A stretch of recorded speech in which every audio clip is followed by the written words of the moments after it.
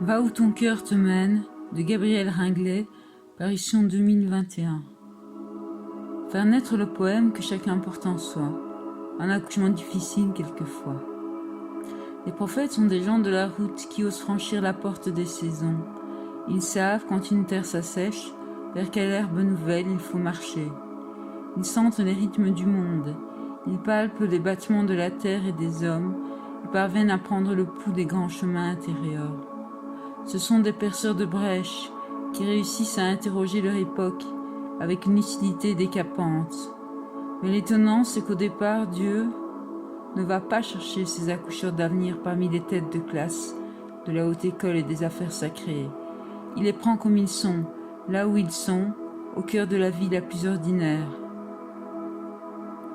Il est important de veiller sur son ange, il en a bien plus besoin qu'on ne l'imagine.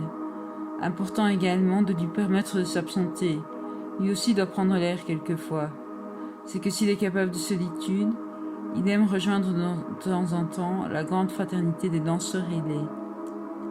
Entrer dans le poème est une manière de vivre. Un enfant y entre naturellement à moins de 2 ans.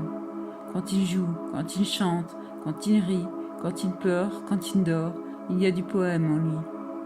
Le poème vit avec nous dans l'ordinaire des jours, depuis l'éboueur qui parle à sa poubelle jusqu'à la fourche qui n'en peut plus à la fin des moissons.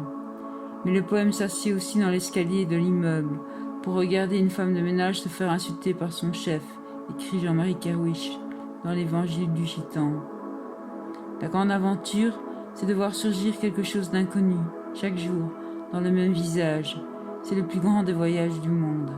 Alberto Giacometti, sculpteur. Merci.